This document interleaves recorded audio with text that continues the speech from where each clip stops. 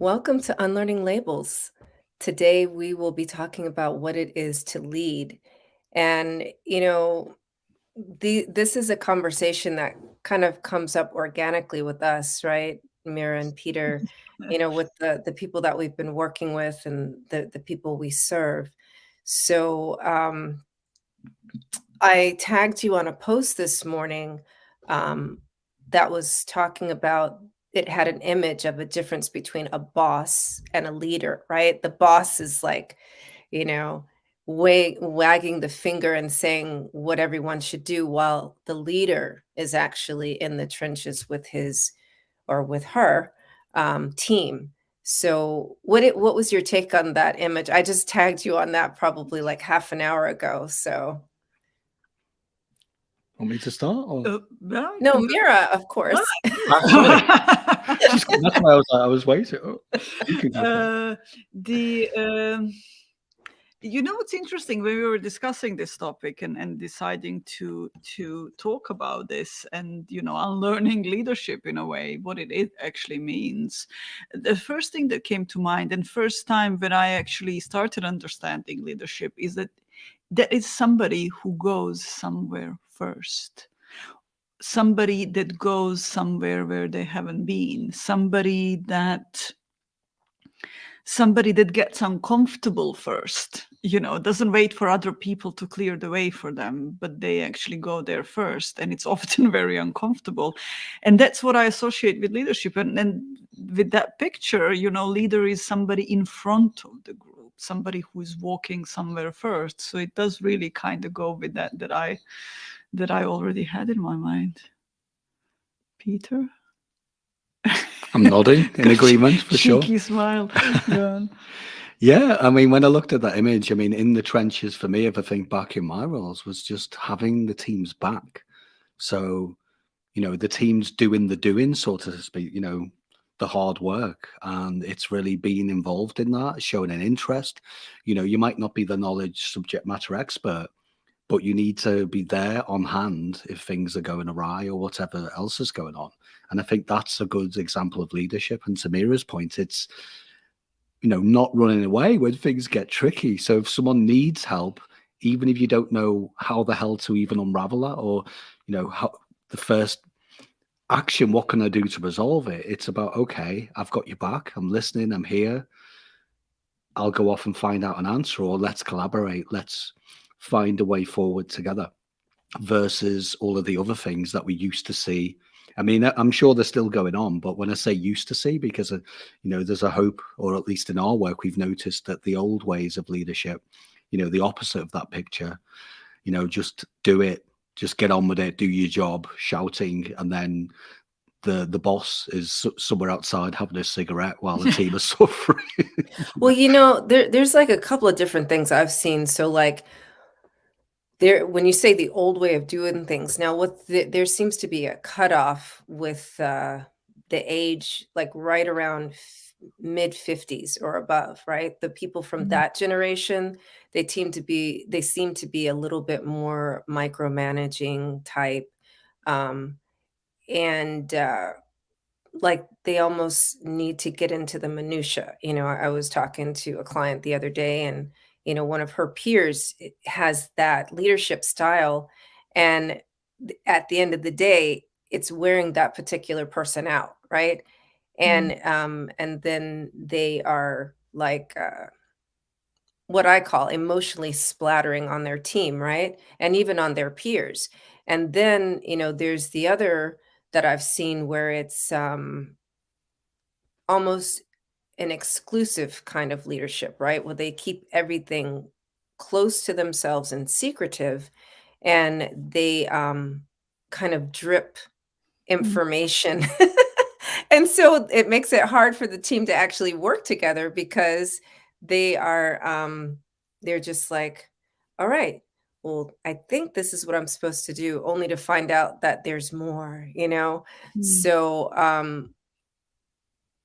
how do you get those type of leadership styles on board with what we're talking about? Well, some people will never change. That's the There's honest that. truth. There are people that, Mia and I have That discussed it never recently. actually become leaders. Yeah, or sometimes that, well, that's the hope, right? You would hope that they don't, because they can do a lot of damage. But again, there are lots of people that ended up in leadership roles that just don't have the right soft skills and are not willing to reflect or grow or develop. Because the way we see it is leadership is really, aside from having the teams back and all of that, and it's a good segue into what Mira said about how, going there first. You have to go there first in terms of self-development, about awareness, knowing what works and what doesn't for you, and really making sure that you feel safe and you trust yourself, because otherwise, how can you trust anyone else? And I've seen Hmm. it time and time in my career that sometimes the people above me, I could see it after getting to know them, that so I felt sorry, but also I was really under the cosh from them, because they didn't trust me or my team. They didn't trust themselves, but they weren't really aware of it. So a lot of it Mm. for me as leadership is becoming self-aware of knowing that you don't know everything, that you do have blind spots, and these blind spots will never go away. I mean, okay, you will work on them and you'll uncover something, but there's always something to work on. So, for example, even though all three of us are coaches, every day, every week, every month, every year, I'm learning so much about myself, right? Yeah. And but we're willing to go there. We've become comfortable with that, and it does take courage. It takes a lot of growth and working on it, and it's uncomfortable and very vulnerable. But if a leader goes there, to your point before about drip feeding, then you just know that it makes sense to have your teams back by building trust and sharing information and being open.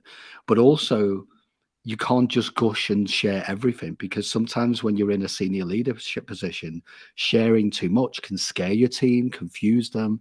So it's really getting the experience, because I've done it. I've put my foot there before when I was a younger leader, of maybe going a bit too far and being a little bit over transparent. And then I had to then reverse engineer that, because the team didn't really get what I was saying, or they were scared because I'd shared something that was quite strategic that wasn't quite ready to be shared, if that makes sense. So you've got to be mindful about, okay, I want to be transparent, but I also need to make sure that I don't share something that's I'm not allowed to share. And crucially, I don't share something that's not clear, or it's been worked through, or it doesn't have a solution sometimes. And I don't know if that makes sense, but it's just you'll only learn to do that properly by doing, right? And I know I can only speak for me in my career, that I definitely put my foot in it a few times. But once I learned that that wasn't it, then you learn to, reel yourself in and be more mindful about, okay, if I'm going to share this with the team, is it the right time? Is this the right audience? How does my peers feel about that? How does my boss feel about it? Is it okay? And just being more mindful. And I think great leadership is about slowing down. I know no one says that, but it's about slowing down and reflecting and thinking about things before you jump the gun and open your mouth. Yeah. Yeah. You were going to say something, Mira? Yeah, I was about to a few times, but then I stopped I know. slow down. Slow down. See, she was modeling. As he was talking, I was mindful of my behavior.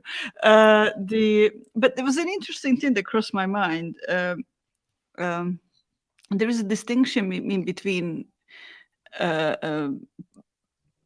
position you're holding and being a leader. You can be a CEO and not be a leader.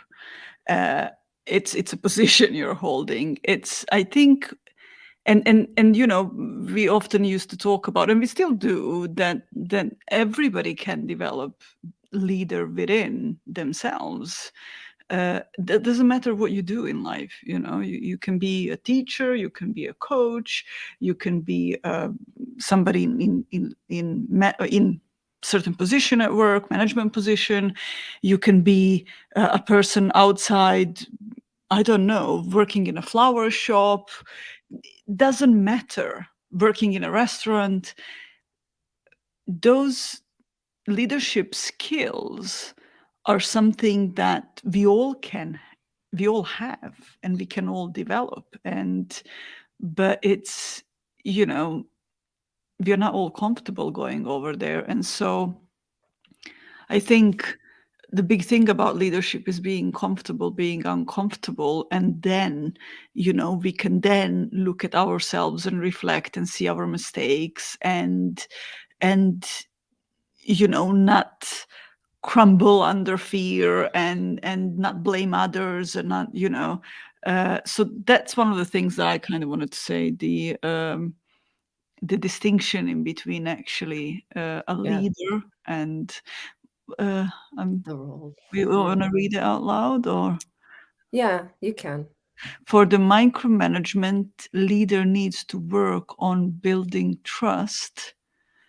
Also, they need to focus on the big picture rather than spending time in details. To avoid micromanagement. Yeah. Yeah, well, that's the thing. It's knowing when to work on the details and when not to, and knowing when to step back and as this person said, so thank you for that. It's a good one, because it's knowing when to trust people to get on with the work and give them breathing space and allow that wiggle room to be creative, make mistakes, but crucially have the back and be there to pick up the pieces if you need to give them support. And quite often when a leader, innocently or not, micromanages someone, they basically suck the air out of their team. They suck the safety, and obviously the trust gets denigrated because it doesn't look like they're allowed to do other, just get on with the job. And quite often when there's too much details or someone's been micromanaged, they literally go off the boil. And I've seen it time and time again with operations where the micromanaged teams don't really have the longevity to stay in high performance because they suddenly get burnt out. They go into a state of fear and confusion. And then you look at the other side of the coin, where a leader's coaching, being a mentor, giving enough room, but also not hiding away. The team are looking under the seat. Where's the boss gone? Yeah. Because, But let's back up and talk about the burnout piece for a minute, because a lot of people, do struggle with burnout, especially now that this year has been a lot of transitioning back into the physical office, right? And there's still some hybrid working, right? So, and I don't know about you, but with my clients, I am hearing a fair amount of burnout, not necessarily in their department, but like it's existing. So let's say if you're a peer leader, right? And you have more of a coaching style, but one of your peer leaders is more of the micromanager. What can you do to kind of pull them into the fold of loosening the reins a bit? Like, how could you model for a peer leader, I have done many times. I mean, sad truth is I have many colleagues who are super micromanagers, and it is a challenge for people listening and watching. However, the good news is that if you get them curious, if you are compassionate towards your colleague, to your peer, and get super curious and ask them questions about their team and show an interest. So for me, I can give you one, so I won't name the people obviously, but I just showed an interest in what they were doing, and I asked them questions, and I was asking them about performance and how they got to how they did, etc., etc. And I was sharing what I did, and it was a back and forth. And eventually the person, because there was no friction, I wasn't telling them to stop because I wanted to at times, because this has really happened. So when the person went sick and went on holiday, I would deal with their team as well. And because they micromanaged the team, it ended up being double the workload for me, because the team wouldn't make decisions on their own. They were fearful.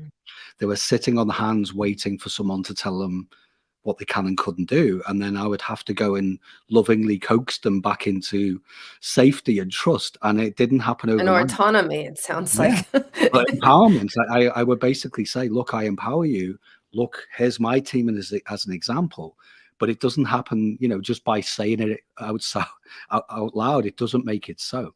So I'm not going to lie, it was challenging, because if a team's used to not making decisions, not feeling trusted or being empowered or feeling like they can make a mistake, then it's not going to happen overnight. So it was a challenge, but I did eventually end up having to manage the team myself for a bit, and then, work on my colleague in terms of coaching them.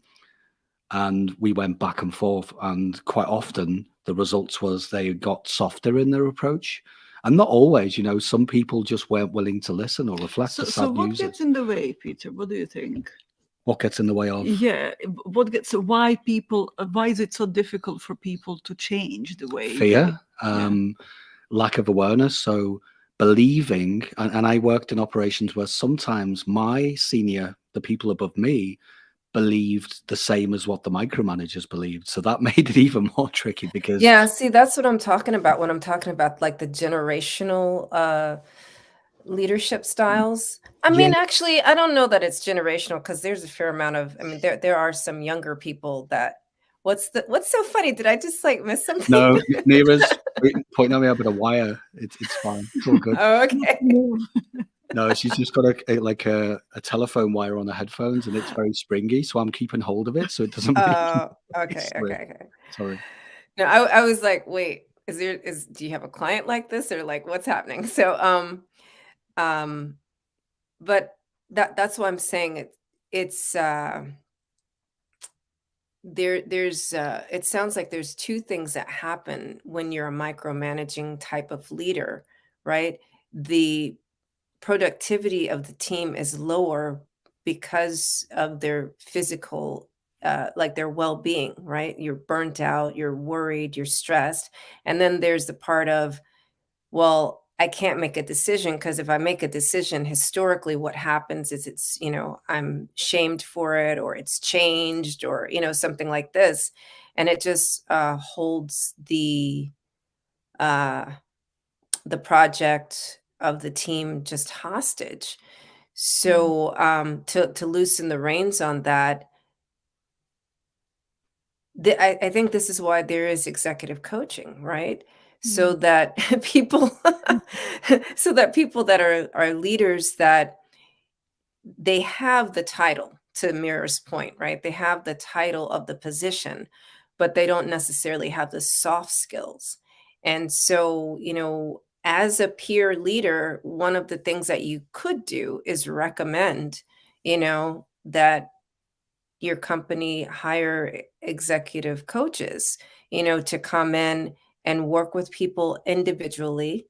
Um, and, I don't know about the effectiveness of team trainings in a situation like that. What do you think about that? I know that's what you Well, I want guys to are rewind a doing. bit. Let's forget executive coaching for a minute. So for people listening, yes, a coach and a mentor it's a no-brainer. It's a good thing. And obviously we're going to say that we're coaches. But when I rewind back into my roles, say I was in an operational role, in a real life leadership position, and things were happening. So your point about what do you do if your boss is a micromanager and some of your peers, I just got them super curious. Fighting with them, I tried that. Trust me, it doesn't work. And you just Yeah. burn through a lot of energy and burning yourself out. And then what happens is you end up in protectionism. You end up in like parent-child mode where I ended up forgetting that I wasn't the parent of my team, and I went into protection mode, and that doesn't work.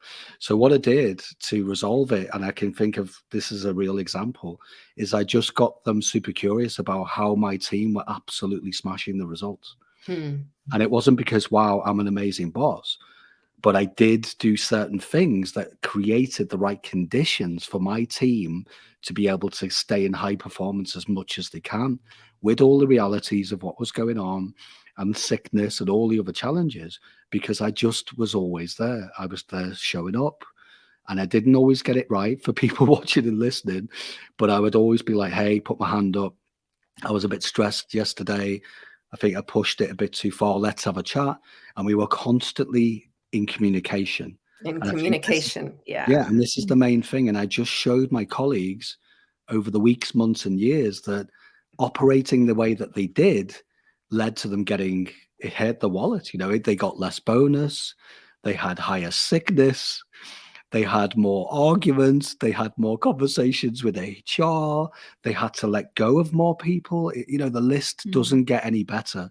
If you manage by micromanaging and bullying and the dictatorial old school way of doing it that should have been put to bed, years ago, eventually you will get low performance, and it will be very difficult to get it back into high performance.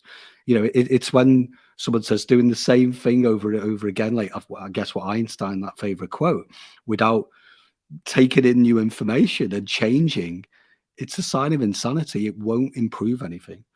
So it was just a simple matter of that quite often in meetings, I would present the scorecard and say, this is how we performed. And then people eventually are like, well, I might not agree, but I'm actually really curious because I want my bonus to be high, not going to lie. Right. Or my bosses were like, what's your secret? I said, there is no secret. Just be a nice human. Just listen. And actually, the secret weapon, I would say, Mira and I were talking to a senior leadership team last week, is listening to understand your team, your peers, your Mm-hmm. colleagues. And if you can get to become a better listener, I'd hazard a guess that you would definitely improve as a leader. Yeah. So yeah, one of these things is really, I think, engaging in conversation, in listening to them, because we often, if we are not micromanagers, we get triggered by people who are doing things differently, and so we get angry with them. We get, why? How can you do it? Why don't you do it this way? And all of that, and they probably do the same. And so in order for people to start listening us and start noticing what we are doing and maybe asking questions, I think one of the big things is actually start to listen them. Yeah. Because if we are not in conversation, we then just filter through our own mind things that we already know, and we fit them into that perspective. We are not seeing anything else. And I'd hazard a guess, if you're not listening to your team, you're probably not even listening to yourself. And that goes back to the awareness piece. If you don't know what's going on for you, it's going to be really difficult to then go and be of service and really get the results that you really want to achieve. And I want to rewind back to what we were talking about before. Our goal, I know all the three of us have talked about it, our aim with what we're doing, the mind takeaway, and all three of us, I know we're on the same page, is that leadership, yeah, you could see it's a position. You're a boss, you get promoted, but we're more excited by the version that Mira talked about earlier in the conversation, that we see everyone has the capacity to lead and show, the skills of a leader. And when organizations foster those kind of conditions so everyone is empowered, you don't need to wait till you get promoted or be offered a position or called boss as a label. You suddenly are trusted to be a leader and make decisions and, be responsible and all this other stuff. That's when things get really interesting, because organizations then become super diverse. People don't get marginalized. They suddenly feel, well, I can be a leader too. And if your team allows that to happen and there's that respect and that transparency, then you're more likely to get a lot of people through their own steam showing their own autonomy, that they're being, they're showing that they're empowered rather than, I think we talked about one episode, didn't we, where we said it's weird when a company recruits people, they seem to say, I give you permission to be empowered. And that's really not how it works. Because if you've recruited someone into a top talent position, surely you're giving them free reign to be empowered straight out the gate. And that's what we're pointing to, that whenever I had a team, I was always really clear straight away from the first meeting, say, look, I trust you, I value you, and you're empowered. Let's go. And obviously they didn't believe that sometimes, but that's your job as a leader, to lovingly show compassion, show that those words are followed through with action. And quite often leadership's lacking when people say words, lots of talking comes out, but then 6 months down the line, the leader seems to be operating and behaving in the opposite of what they communicated. No? And that, to the point of the viewer here that said that emotional intelligence is a huge gap for a lot of leaders, that's what I'm overwhelmingly hearing you both say here. And the emotional intelligence also begins within, right?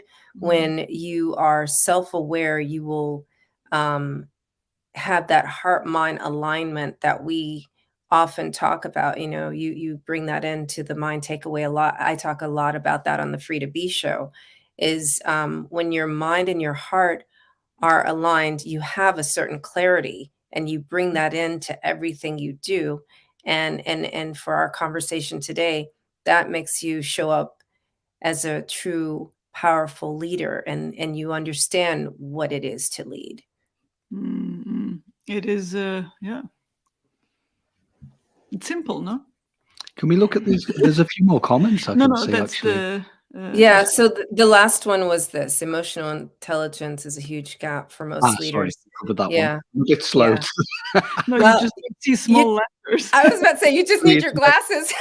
Yeah, I'm showing my age now. My eyesight's definitely failing. Okay, so back in the room. So when we talk about leadership, everyone has a different take on it, right? And that's great. There is diversity in the way people lead, and this is why we love this topic, right? Because it's pretty much something that we help our clients with day in, day out.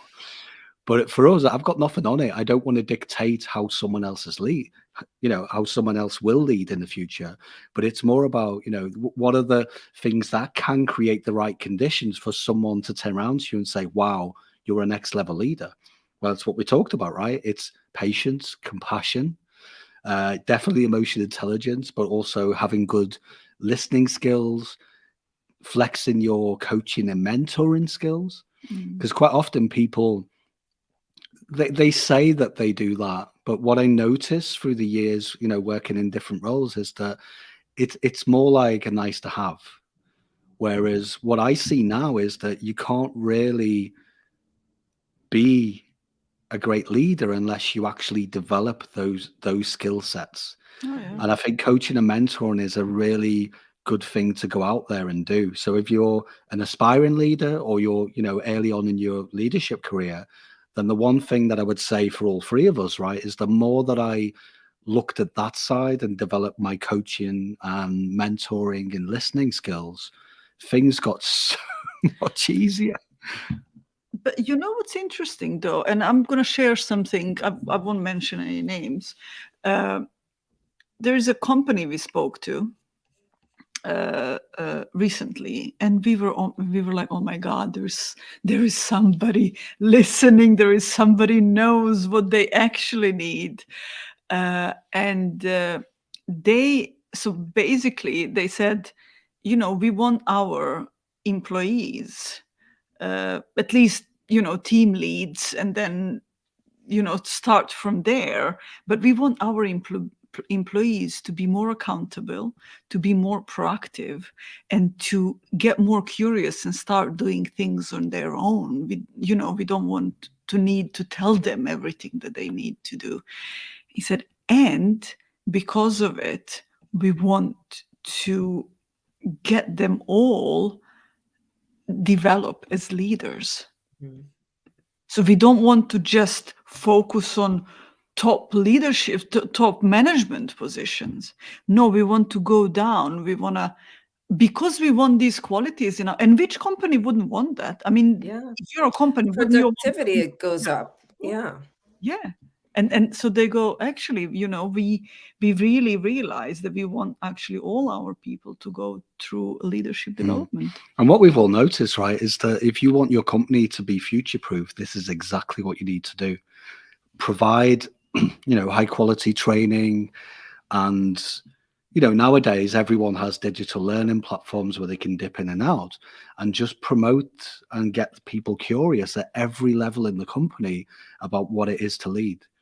And then you've got more chance of, it's just the right thing to do, because it makes sense in terms of return on investment, because if everyone's flexing the leader skills and developing soft skills and learning what it is about coaching and how to listen to each other, you're just going to get, as we said, a more diverse and more harmonious way of working. And also you're creating a future-proof company, because you're looking at the next wave of talent. If you're looking at succession planning in your team, the best gift you can give your team is to develop those skills straight away. So then, in 6 months, a year, 2 years down the line, you can already start to plot people in your team who are now ready to step up into those so-called next, future roles. And that's the best way to do it, versus going out where, if you haven't done it, like, for example, looked at a company recently where they just didn't think about doing that. And it's okay, they're learning and, now they're course correcting it, but that course correction costs millions of pounds. That's what I was about to say, because that's the other place where my mind immediately goes. Like, when you've got like an entire team, an entire company where each Mm, employee is empowered, right? And they are the owner, Mhm. right? That's what I would say is another word we can throw in here. They're the Mhm. owner of their domain, then definitely your bottom line is going to get so much fatter. It's Mhm. like a lot of people are worried about the recession. Well, guess what? If you Mhm. become the owner of your domain, if you become a leader at what you're doing, there is no recession. As long as we're looking for help and validation someplace else and looking to someone to lead us, then yeah, you're like a sitting duck. But in Mhm. order to not be a sitting duck, you know, hold on to those reins yourself and, step up, know your stuff, own your stuff. And, leaders are not, uh, now when I say leaders, the people in the position, right, Mhm. of Mhm. leadership, right, they are not looking to like pull their team on their back. They're looking for help just like everybody else. And what better help than to have a team full of people that are owning their workload and their charge, Mhm. to make it easier and have the most productive and lucrative mm, cost Mhm. center, right, or Mhm. department in an organization. Mhm. So yeah, and talking about talent, I mean, when a person goes through the recruitment process and it's like, good news, we want to offer you a position. When you join a team where people are already showing, leadership capability, it's such an amazing thing. It's so much easier. And then suddenly you look around and think, wow, this is a great company. The opposite of that is when someone's rolled out the red carpet and then you suddenly get into the reality of an organization where everything they told you was the complete opposite. So, it's for companies to be mindful of that, that if you've gone through the process of paying all that money to get talent in, but you're not allowing people to, be separately a leader in their own rights, regardless of position, then you're going to have trouble keeping hold of top talent as well. Mhm. Because the companies where they have low retention, that they keep coming out in these surveys as the best places to work. And just to be clear for people watching, listen, not these BS awards where they pay for it. I'm talking real, real rock solid surveys where people have been asked some tough questions and they really are good places to work. They're the ones where everyone's showing up and being empowered. That's the only way it works. And looking at leadership in as a label itself, I think, our show's called Unlearning Labels. There's still a lot to learn and unlearn in the world of leadership. And even now, I mean, you talked about it being generational, but Cordelia, I've even seen people of all ages showing both the positive and negatives of leadership. I mean, yes, there are older generations that may be a little bit more clunky, or they might approach it from an old standing point. But honestly, I don't know what you two have seen, but it doesn't seem to be an age thing. Mm. It seems to be a lack of awareness thing that And people, fear. yeah, people suddenly go from being. I've seen people going from great leaders, being super connected, super transparent, super supportive, and then something happening outside in their personal life.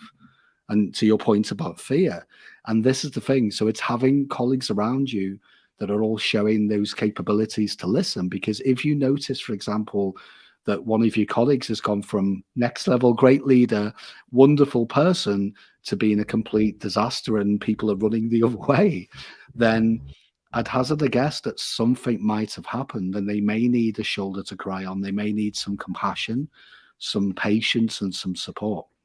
And if we can offer that, we're more likely to get them back onto a place of inclusive, authentic Mm. leadership and stuff like that. Mm. this is true, yeah. Or a micromanager gets hired to lead a team already demonstrating leadership capabilities. Yeah, so I don't think it's an older generation issue. That's true. It is not it's you're right. It most definitely would have to be a fear-based thing. Mm. Um, and I mean, what other reason would you micromanage a team rather, Oh, many. other Time pressures, being Yeah. burnt out yourself, lack of focus. yeah, Um, and fear can connect to all of these things. There's fear is such a strong emotion, right? But there's always underlying things. Like I said, you could have had a family death. I've yeah, seen, yeah, I mean, over the years, because I'm old, right? seen quite a, I've seen it all. But one of the things when someone is rocked by a divorce, for example, or something that's happened that's challenging outside, suddenly they start to act erratically and they lack yes, the awareness because they're too busy fighting the fires of trying to stabilize their personal life or grieving. And then suddenly, innocently, they just get in the way and things can get really tricky. So it's just being around people and having that transparency so you can say, let's be open to each other. You can give me feedback if you notice that something's off. Feel free to say so. Because I don't know about you two, but when I started to act erratically myself in a position and it wasn't really serving me or my team, I was lucky to have people around me that were like, "Hey, Peter, don't know if you noticed, but your team are not really happy with you this week." Really? Nope. And then, we'd get into a back and forth, and I still felt super vulnerable. And, in the moment, like, is this really true? And I didn't want to hear it, but I was willing to go so you there. felt on the defensive. For sure. I mean, how can you not to? We all do. I mean, I'll put my hand up. It happens. But I was just willing to go. Okay, I'll hear you out, even though in the spur of the moment, I was like, this can't be true. So I'm just curious, what are you hearing, Cordelia, so far? What is the quality of the person, or not quality, but something about them that will allow them to easier become a leader, like to strip all the stuff and then just be a person that's present, listening, going there first, helping people out, and all of that we said. Did you hear? I'm like, I heard something, and that's why I'm curious. Did you also hear? I think what we were discussing, it was being comfortable being uncomfortable. Yeah, overwhelmingly, I would agree with that theme. And the uncomfortableness is thinking differently and Mm. operating in that different space. Mm. So if we go back to let's just use the micromanager. Um, Yeah. so let's say I'm a leader who is a micromanager, and just being curious of how is it that Mira's team is working so well together and she seems to be so laissez-faire? And it's like, what is she doing that I'm not? Mm. And then experimenting, well, I just want to prove her wrong. I'm going to just try this. And yeah, the next meeting I have with my team, I'm going to just listen to them, see if they know what they're talking about. And and um and truly allowing, myself to be open and to hear what Mm. my team is saying, what ideas they have, ways that they would like to have more autonomy, ways that they are experimenting with autonomy, even though I've told them not to. And just looking at the bottom line of those decisions. And so that would be the uncomfortable, like what it's like to be in that uncomfortable space. And then just maybe like each month trying a new one, Mm. and trying that on for a month. And spending time, with maybe one of your peer leaders who has a different leadership style, and that's another way to be uncomfortable, right? Mm. Just, hang out with them and be like, "Well, somehow your KPIs are looking way better than mine, like, and I'm trying the other 2 things that I like that you're doing, but that 3rd one, I don't know, well, let's talk about that," so just opening yourself up and being curious, I Mm. would say, and then number 3, ask for help, right? So above and beyond, experimenting with something you've seen another peer leader do, and actually being in conversation with another peer leader and seeing what else you could do, then just going, to your organization and saying, look, I think I'm going to really need some help with this because I can't really figure it all out. Right. And to the point about most organizations have coaches, executive coaches available or consultants available to their executives, on board. So that's what I'm hearing. And number 3 is synonymous with what it means to lead because y- if you serve, you're going to need help too, right? And the help comes from your team, and the help can come from above as well. Mm. Mm. Yeah. Mm. And it's also, Peter often mentions, um, taking care about ourselves. Look at the metaphor. We were Yeah. sharing it quite often in the last month as, we've all been on a plane, or most of us, I would say, and there's the safety check, while you're taxiing, should the cabin pressure drop, oxygen masks will be there for you. But before you help others, put yours on first. And this is what we're pointing at with leadership. It's about helping yourself to oxygen first, getting your ducks in a row, and then you can really help. And it's not about being selfish, because being a great leader is also knowing that you need self-care, and you can't really help if you can't breathe, right? And this is the thing, when you're showing the opposite of being a great leader and being able to be inclusive and building trust and all of that, it's because you haven't been able to breathe. You're going too fast, you've took too much on, you don't know what you should or shouldn't be doing. And that's usually a good sign, or at least for me was in my early career. It's like, okay, stop. And it's having the courage to just stop what you're doing and go, okay, have what I've been doing for the last week, is that really serving me and my team? And if the answer to any of it is no, let's reflect on what I can do differently. Yeah, I think one of the things that happens with people, they are, that their job is important to them and other people are important to them and all of that. And usually good leaders fall into this trap of forgetting about themselves, and then they stop being a good leaders. Well, most of the clients we work with, usually the first thing we do is slow them down, Yeah. because they've forgotten, especially females, right? I mean, you two are female, back me up. And again, I'm not trying to mansplain here, but Well, I'm gonna just say, like, most of my clients are female okay. executives, right? And Most so of that's mine are, yeah. yeah. And what I hear is that it didn't make sense for them. They looked after their children, the family, and they were fighting fires for the company. But the last thing that made sense was to say, hey, team, I need some help too.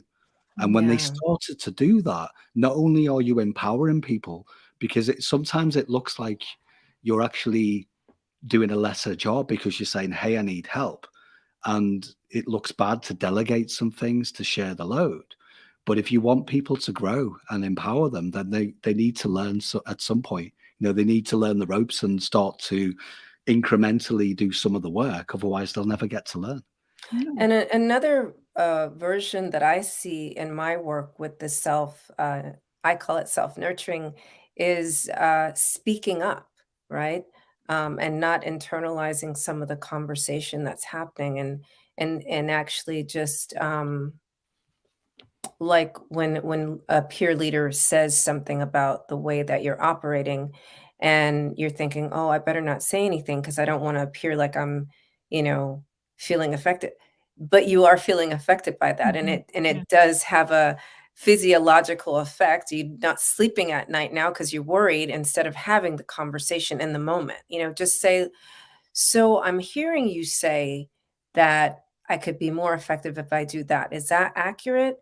Or are you saying that you would like us to work, more synergistically? Whatever it is, whatever that conversation is, have it in the moment. Don't ruminate about it, because that is a form of burnout, right? Mhm.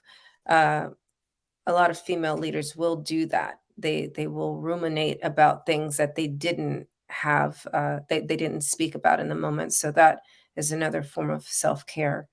And Mhm. so that heart mind alignment is so very essential for you to even know whether or not you have the capacity to do things, some days, to your point about putting the oxygen mask on first, because it's like, look, I know that we've got all this going on, and in order for me to show up best for my team or for all of this, I'm gonna, just need to, take a walk or go to the gym, or, just um, do Slow down. something. Yeah, Mhm. slow down.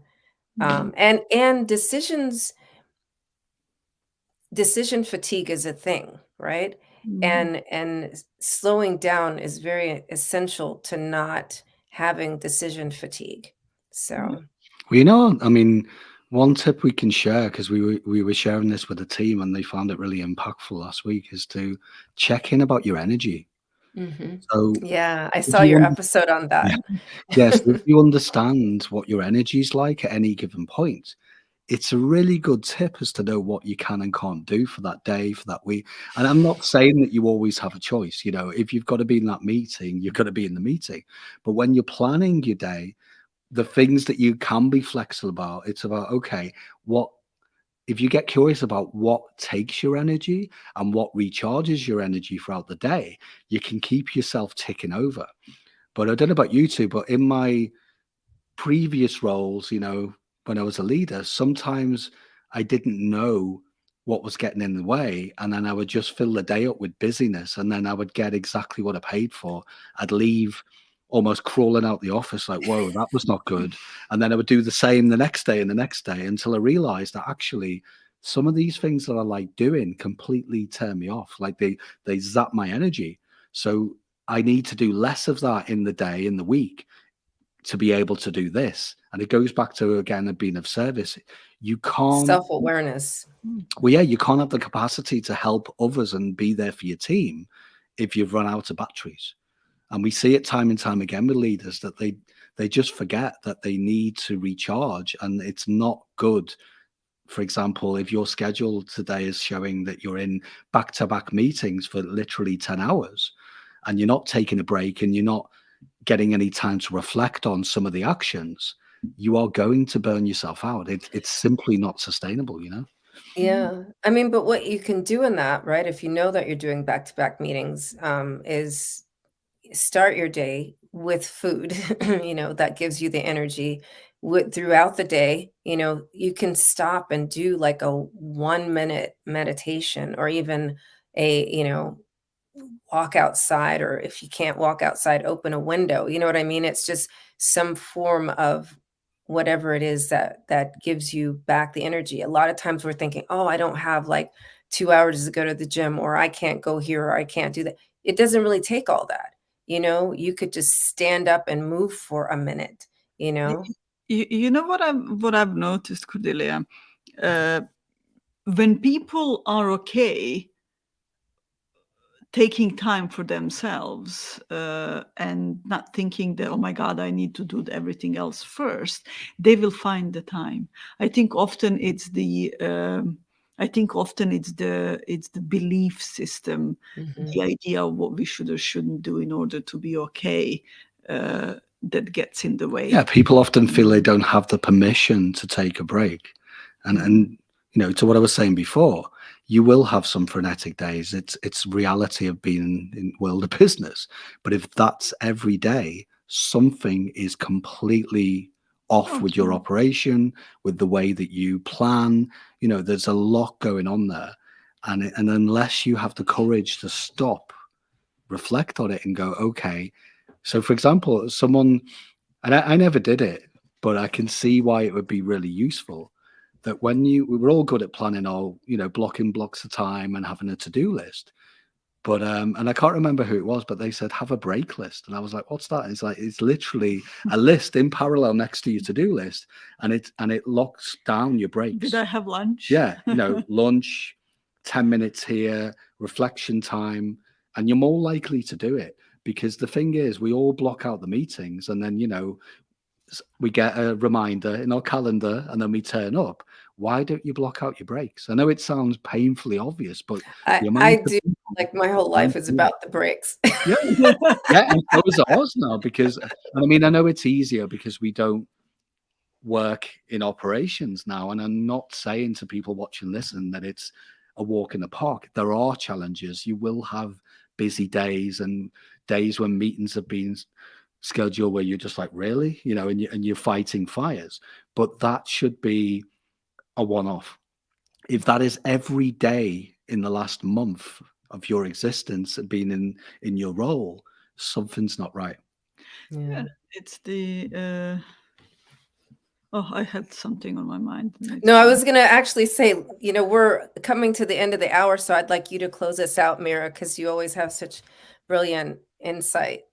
Oh, because I'm not talking much.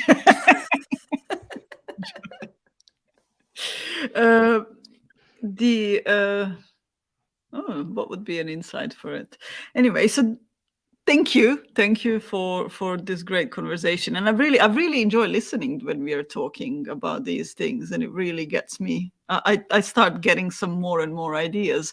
So one of the things I think to close this session is that we were talking about what leaders are doing and who they are and where they stand and what they're not doing. But I think one of the big things that often is not mentioned, and we mentioned it today just now, is the self-care.